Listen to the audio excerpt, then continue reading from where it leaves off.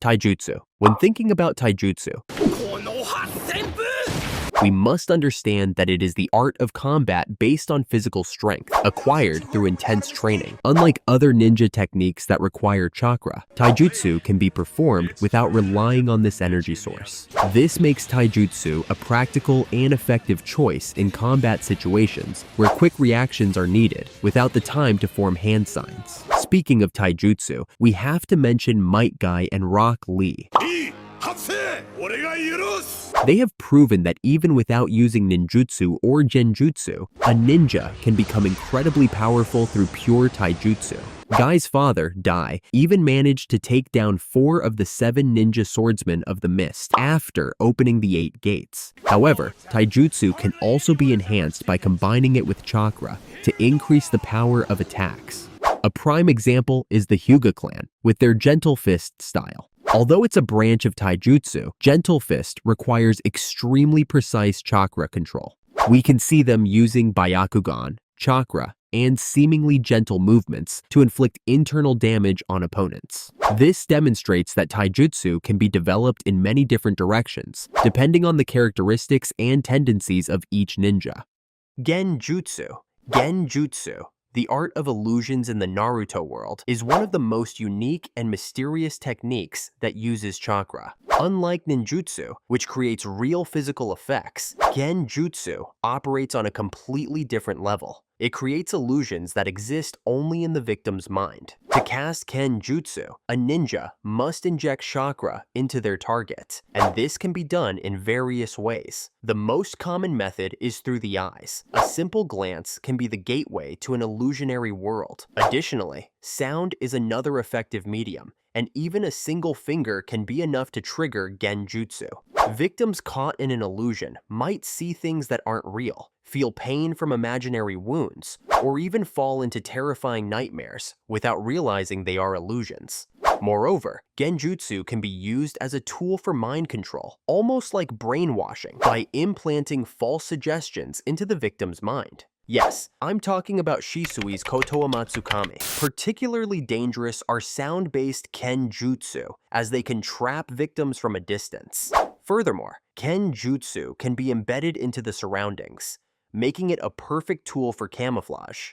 Many ninjas have used this to conceal the entrances to their secret bases, creating illusions that prevent enemies from discovering their true locations. Genjutsu is a testament to the subtlety and complexity of ninja arts. It's not just a combat technique, but also a powerful psychological tool, capable of manipulating reality as seen by the opponent. For powerful Genjutsu users like Itachi, he could determine the outcome of a battle without needing a single physical attack. Now, let's talk about ninjutsu. Ninjutsu is a very broad concept. Simply put, it includes all techniques that aren't taijutsu or genjutsu. That's it. Because of its vast scope, ninjutsu is broken down into smaller categories. Let's go through them together. Just a moment, I want to thank everyone who has supported us all this time. We're aiming for 10,000 subs, and we need your support. So if you haven't subscribed yet, please do. We know there's always room for improvement, so your feedback means a lot to us. If you have any suggestions, please feel free to comment below. Thanks so much again. Fuinjutsu. Fuinjutsu, also known as sealing jutsu, is one of the oldest and most mysterious ninja techniques. It's a sophisticated art capable of sealing almost anything, from inanimate objects and living creatures to powerful sources of chakra into another object.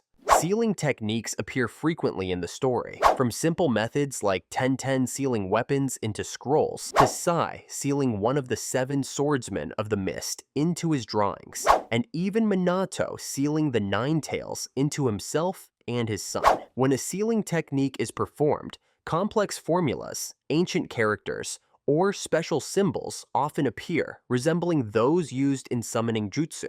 The more powerful the Fuinjutsu, the more chakra it requires, and the deeper the understanding of ancient symbols and sealing principles needed. This is why not every ninja can master this technique, and those who do are highly respected and admired in the ninja world. SpaceTime Jutsu. SpaceTime. Ninjutsu is one of the rarest and most astonishing techniques in the series. It grants the ability to manipulate space and time itself, making such ninjutsu extremely rare and difficult to master. The essence of space-time. Ninjutsu lies in the ability to control a specific point in space. Through this point, the user can transport anything into a different dimension and instantly move it to a new location. Throughout ninja history, masters of this technique like Tobirama Senju, Minato Namikaze, and Obito Uchiha have become famous, largely thanks to their mastery of techniques like the Flying Thunder God and Kamui. Interestingly, all summoning techniques are connected to space-time ninjutsu. When a ninja summons allies or creatures, they are essentially pulling the target through a different dimension to their location. However, each specific space-time technique has its own unique dimension, and typically, other techniques cannot access that space. Obito is a prime example of this complexity. Although he can use Kamui countless times in a day without feeling tired, opening a portal to one of Kaguya's dimensions for just a few seconds leaves him struggling. Space-time jutsu is not merely a simple movement technique. It is the ability to manipulate the very structure of space and time. This is something only the most exceptional ninjas can master and use proficiently. Chakra Absorption Jutsu. Chakra Absorption Jutsu is one of the most terrifying techniques in the Naruto universe. This technique allows the user to absorb another person's chakra, usually their opponent's, and use it as their own. You know, most ninjas in the Naruto world rely on jutsus that use chakra, so whoever can drain chakra from others essentially becomes the boss. When chakra is drained, the victim weakens, unable to use their jutsus, and can even become completely exhausted. Because of this, ninjas with chakra absorption techniques are extremely well suited for capturing missions. On the other hand, the one absorbing the chakra gains a significant advantage in battle due to the increased chakra reserves. Typically, ninjas need an intermediary tool to perform chakra absorption, which can be through another jutsu, such as some wood release techniques, or through special weapons like the famous Samahata sword. The Aburame clan, with their Kikaichu insects, is also a prime example of using intermediary tools to absorb chakra. However, these types of ninjutsu are ineffective against taijutsu. That's why Kisame, despite his massive chakra reserves and ability to capture many-tailed beasts, was relatively easily defeated by Guy, a taijutsu master. Moreover, this technique comes with significant risks. The user must be able to handle the chakra they absorb, which is particularly crucial when dealing with Senjutsu chakra. We saw how the Prita path turned to stone after absorbing too much of Naruto's chakra when he was in Sage mode. Chakra absorption jutsus are also quite diverse. I've made a video explaining these types of jutsus, so feel free to check it out on my channel if you're interested. Chakra Flow. Chakra Flow is a refined and powerful technique. It's an art that enhances the strength of weapons by channeling chakra through them, creating strikes far more potent than normal. Typically, ninjas use elemental chakra to infuse sharp weapons. A clear example is Asuma, who channels wind chakra into his pair of knives. This allows even small blades to easily cut through large rocks. Similarly, Sasuke often infuses his sword with lightning chakra, boosting its piercing power and adding a paralyzing effect. Many skilled ninjas have developed techniques that allow chakra to flow directly through their bodies, granting them special abilities in close combat.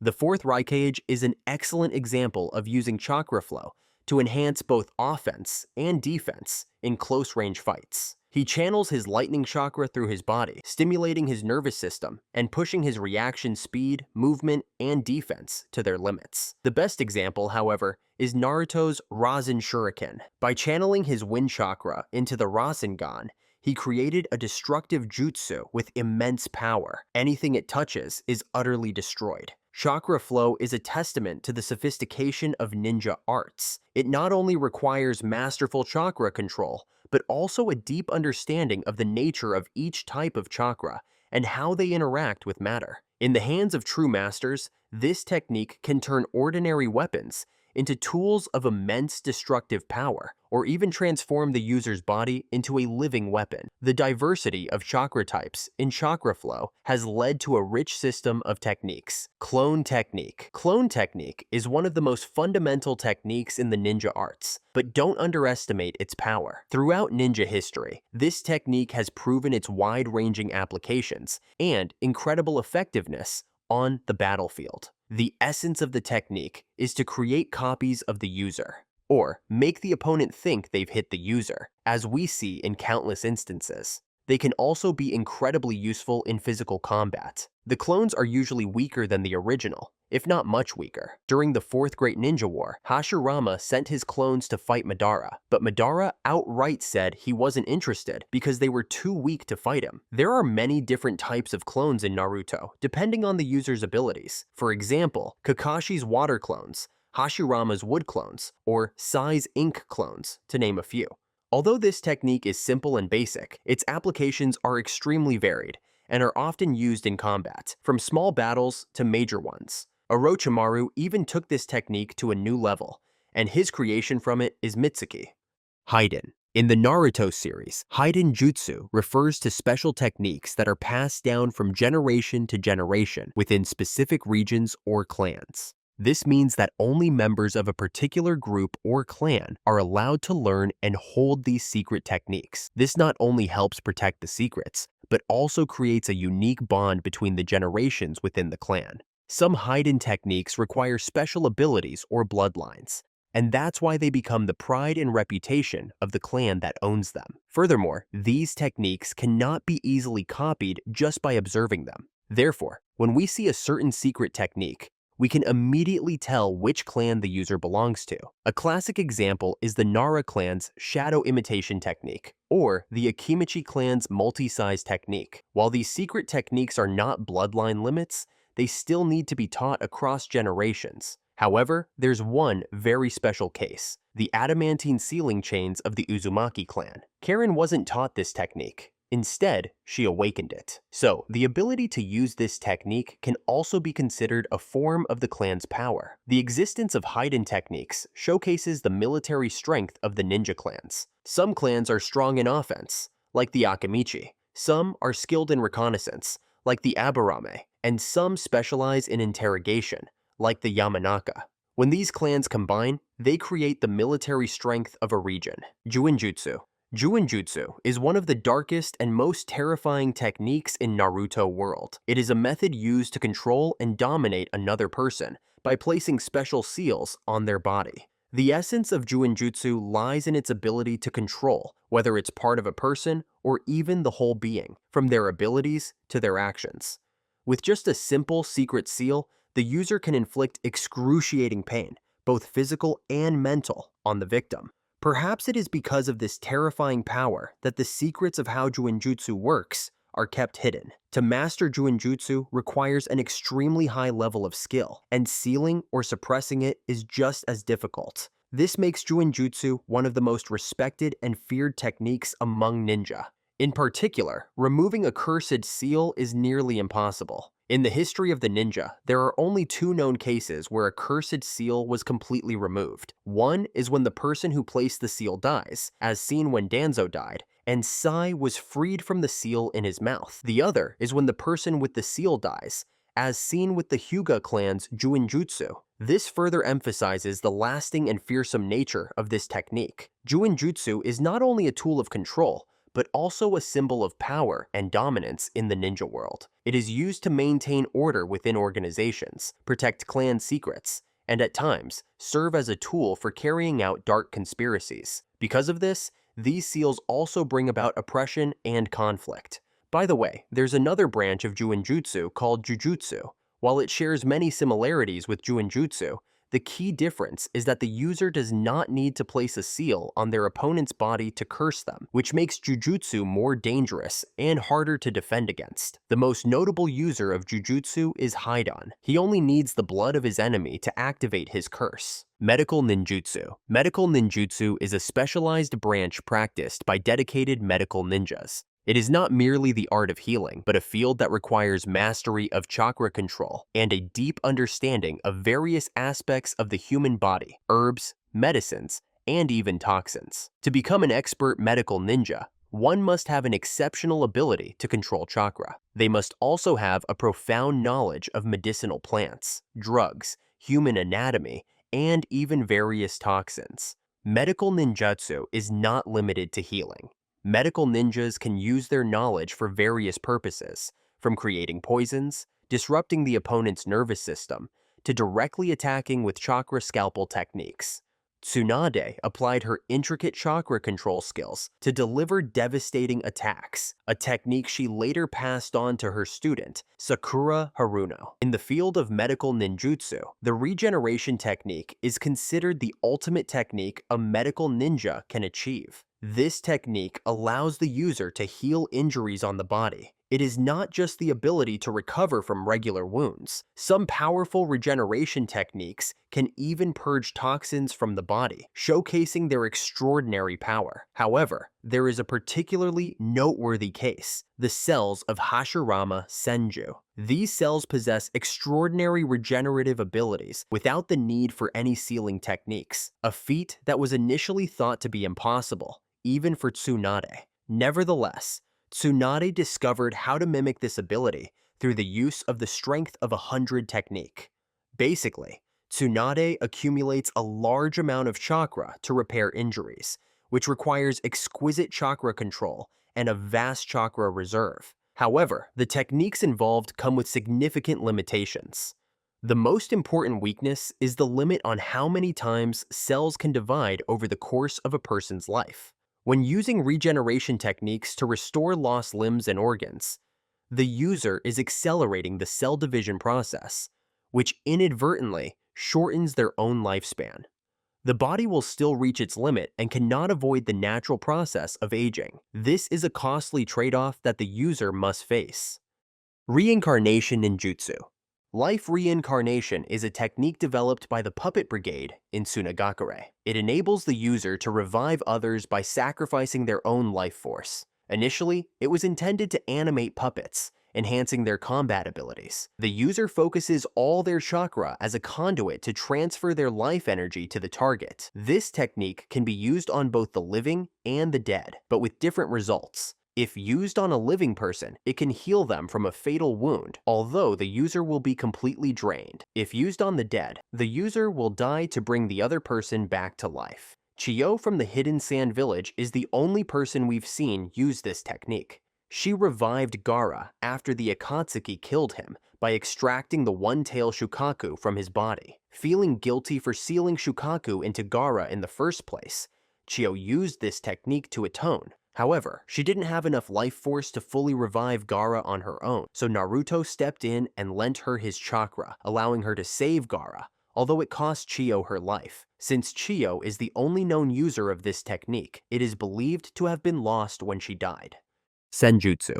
Senjutsu, one of the most mystical and powerful techniques, is taught at two special locations, Mount Myoboku and Ryuchi Cave. To use Senjutsu, learners must undergo a process of sensing the natural energy around them and gathering it into their body. However, collecting natural energy is not a simple task. It must be perfectly balanced with the user's physical and mental energy, forming a special type of chakra known as Chakra Senjutsu.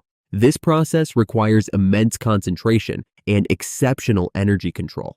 If there is not enough natural energy, Senjutsu cannot be used. But if the user collects too much natural energy, they may turn to stone, completely losing control. In humans, absorbing too much natural energy causes them to begin transforming into an animal. For learners at Mount Myoboku, they turn into a toad, while at Ryuchi Cave, they become a snake. However, this transformation is not irreversible. If the natural energy is expelled from the body before the transformation is complete, the user can avoid the change. To master Senjutsu, learners must enter a state called Sage Mode. In this state, all of the user's physical abilities and sensory perception are greatly enhanced as long as the mode remains active. However, not everyone can use Senjutsu.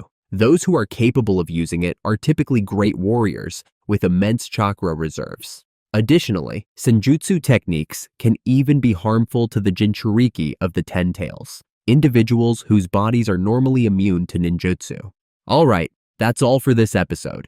If you want me to make a video about any other topic or a specific character, just leave a comment below.